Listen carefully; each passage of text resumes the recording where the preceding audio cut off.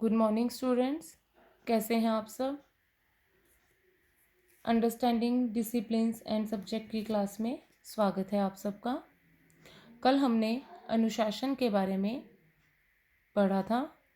अनुशासन का अर्थ है कि बालक बालिकाओं को समाज के लिए अर्थात देश के लिए, प्रजातंत्र के लिए तैयार करना।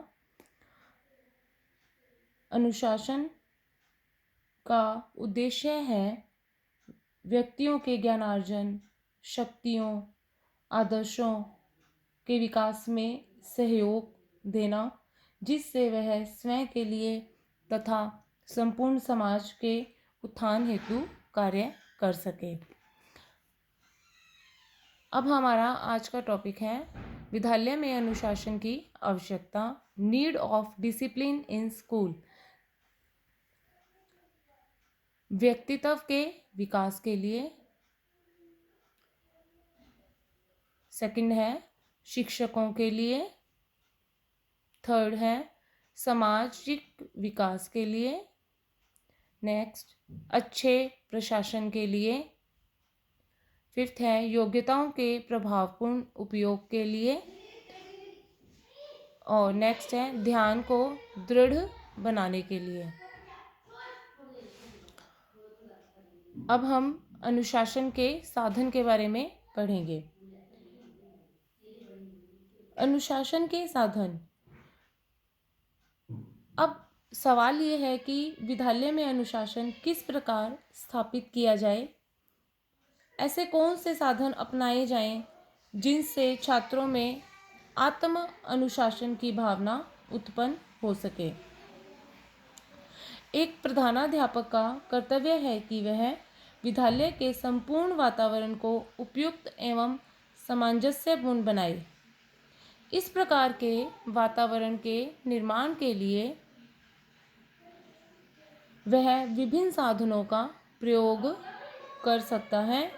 इन साधनों को दो श्रेणियों में विभक्त किया गया है, सकारात्मक पॉजिटिव एंड नकारात्मक नेगेटिव। सकारात्मक और नकारात्मक साधन। सकारात्मक साधन। सकारात्मक साधन के अंतर्गत हम बात करते हैं कि विद्यालय वातावरण का छात्रों पर अत्यधिक प्रभाव पड़ता है। अतः प्रधानाध्यापक को शिक्षकों की सहायता से विद्यालय में इस प्रकार का वातावरण निर्मित करना चाहिए कि छात्र स्वयं अनुशासन को अपनाना सीख ले। विद्यालय में उचित वातावरण उत्पन्न करने के लिए हमें निम्नलिखित बातों को अपनाना चाहिए। छात्रों का स्व शासन, self government of student. Next है पाठ्यक्रम सहगामी क्रियाएं, को करिकुलर एक्टिविटीज। नेक्स्ट है संगठित सामूहिक खेलकूद, ऑर्गेनाइज्ड ग्रुप गेम्स। नेक्स्ट है नैतिक शिक्षा की व्यवस्था, arrangement of moral education. Next विद्यालय का वातावरण, स्कूल इन्वायरमेंट। नेक्स्ट विद्यालय में अध्ययन की सुविधाएं, study facility provided in school, परंपरा एवं नियम, ट्रेडिशंस एंड रूल्स, पुरस्कार या पारितोष, रिवार्ड्स, शिक्षक अभिभावक सहयोग, पेरेंट्स टीचर कोऑपरेशन। तथा लास्ट है बाह्य प्रभावों पर नियंत्रण, कंट्रोल ऑन एक्सटर्नल इन्फ्लुएंस। अर्थात इन के आधार पर हम छात्रों में अनुशासन को कायम कर सकते हैं। हम छात्रों को स्वयं शासन के द्वारा पाठ्यक्रम सहगामी क्रियाओं की हेल्प से और उनकी नैतिक शिक्षा की व्यवस्था करके विद्यालय का वातावरण जो है और नियमों के अनुसार पुरस्कार देकर उन्हें एप्रिशिएट कर अनुशासन का विद्यालय में विकास कर सकते हैं। और इसी के अंदर हमारे हैं नेगेटिव मीन्स। इसके अंतर्गत दंड की व्यवस्था को रखा जाता है। कुछ विद्वानों के मतानुसार छात्रों को दंड देना परम आवश्यक है, तथा कुछ विद्वानों का मानना है कि दंड छात्रों के मस्तिष्क में ग्रंथियां उत्पन्न कर देता है और उनके व्यक्तित्व को कुंठित जिससे उनका व्यक्तित्व कुंठित हो जाता है।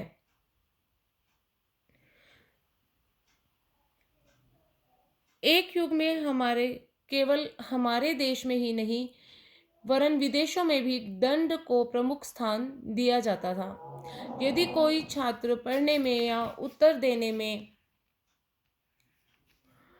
किसी प्रकार की भूल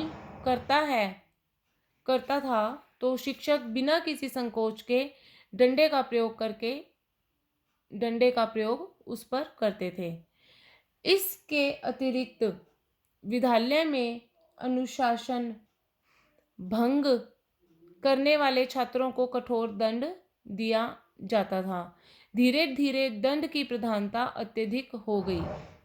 विद्यालय में दंड का आतंक सा छाया रहता था। परिणाम स्वरूप छात्र विद्यालय जाने से घबराता था। शिक्षा पर मनोविज्ञान के प्रभाव से विद्यालयों में दंड को अत्यधिक महत्व देने का विरोध उत्पन्न हुआ। कुछ मनोवैज्ञानिक छात्र को दंड देने की अपेक्षा स्वतंत्रता प्रदान करने के पक्ष में हैं। उनके मतानुसार दंड के आधार पर स्थापित अनुशासन अस्थायी होता है, अर्थात दंड देने से छात्रों में कुंठा उत्पन्न हो जाती है और वो हिंसावादी हो जाते हैं। छात्रों को उनकी पूर्ण स्वतंत्रता प्रदान की जाए और उनके साथ में प्यार से और पुरस्कार या पारितोष के द्वारा उन्हें अगर प्रोत्साहित किया जाए तो वे अपना अच्छा प्रदर्शन कर सकते हैं। इसी के अंतर्गत पीसी रेन के अनुसार दंड एक बुरी बात है और उसकी अवहेलना भी की जानी चाहिए, परंतु जिस प्रकार सर्जन चाकू शरीर की सड़न को दूर करने के लिए आवश्यक है, परंतु जिस प्रकार सर्जन का चाकू एक डॉक्टर का चाकू शरीर की सड़न को दूर करने के लिए आवश्यक है, उसी भांति मानव की दुर्बलताओं को दूर करने के लिए दंड भी आवश्यक है। वर्तमान युग में दंड को और भी अधिक घृणा की दृष्टि से देखा जाने लगा है। विद्यालय में बालक की स्वतंत्रता में विश्वास प्रकट करने की प्रवृत्ति आ गई है। अब विद्यालयों में भय के स्थान पर सहयोग प्रेम द्वारा अनुशासन स्थापित करने पर बल दिया जाता है। आज के लिए इतना ही। कल की क्लास में फिर मिलेंगे।